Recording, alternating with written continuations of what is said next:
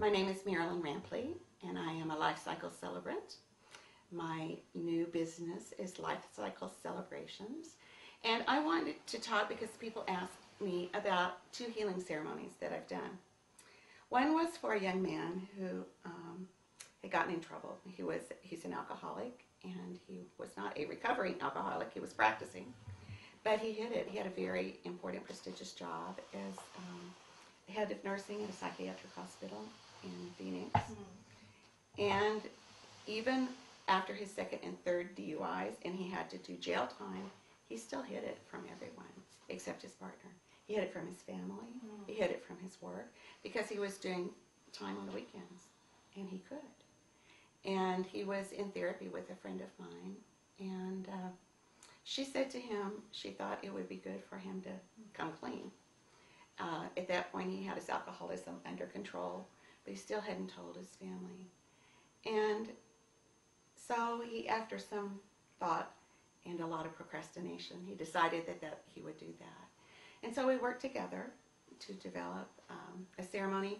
I would not have taken it if I'd known he was not in working with a psychologist, because I don't think that is professional. I think that there's a line that, obviously whatever we did that day was not going to heal him, but rather be a part of his journey in the healing process. So we met a number of times, and we had a plan of how we were going to proceed. He liked the idea of puzzle pieces and different people having a puzzle piece of him and bringing that and putting those together at one point. So he ordered the puzzle, and he got it and he hated it. Oh, so no. that idea went out. And then I said, well, do you have any thoughts about a tree? What about? He went, oh, I want a tree. I've been wanting a tree. I want a tree for my front yard. I want a new mesquite tree. So we had a tree that was a part of the ceremony then, and then it's planted now in his front yard. But his family was there, his mother and his siblings, and we started with some blessings and blessing the space and blessing those who were there. And his psychologist was there as well, and she had at his request, said a short prayer.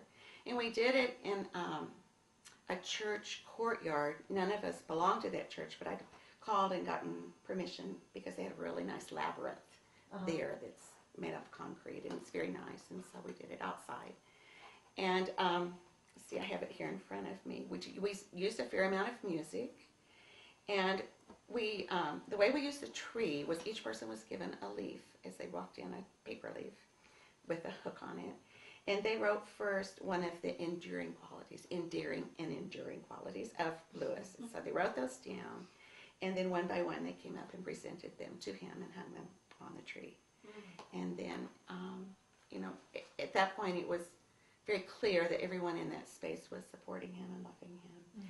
And he stood and he had written what he wanted to say, and it talked about his journey and the things that he had done and what he had learned from that and where he was at this point.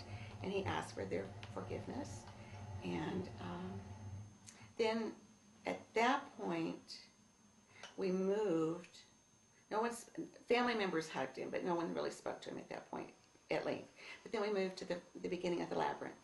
And I sent him in with all of us saying together, step by step. So I would say something, and the group would say step by step, and we'd say something step by step. Because one of the songs that we had that was the name of the song.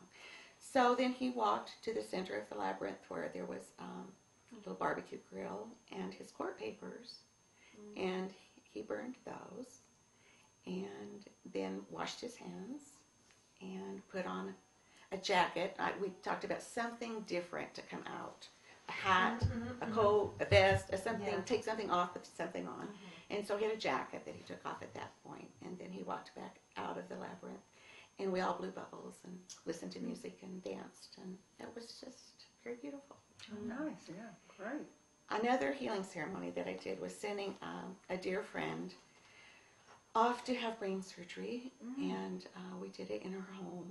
She suffers from chronic depression, and really sad that the ceremony was not helpful in the sense of her feeling anything, because she is so depressed. There's absolutely zero feeling. Oh, my. But But it was good for the people that love her and support her to send her off to Georgia where her surgery was. And one of the things we did in that ceremony was they had a really large coffee table in the middle of their living room. And we had a big sheet on it. And Cindy sat in the middle. And there's an Anne Mortifee song, A Healing Journey. And everyone there took an outside piece of the sheet and brought them up and held them in the interior like she was in a cocoon, or chrysalis was in, and ready them to come out of that. And then at the end, she came out. And we used the charm idea again with her. People brought charms, and she made 2 necklaces that she wore when she was in Georgia that, were charms from those people that love her. So I think there's, it's a symbolic marking of a process that people are in the midst of, and it's not only good for them, but it's good for the people that love them and want to support them.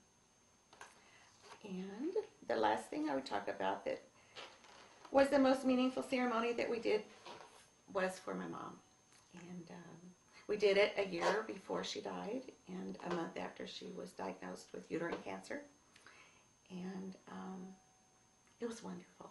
And she was very touched. And the way we ended was with a slideshow again. And my brother had put it together. And some of the shots were, it's like, my mom? Just, in 2-piece swimming suits. Those prerogatives, like, that's my mom. It was wonderful because it was her from cradle to what, was in her grave. And so we showed those same pictures again at the same place, which is in co-housing in the common house a year later. That's my story. Beautiful. Very nice. Get all. Thank you. Thank you.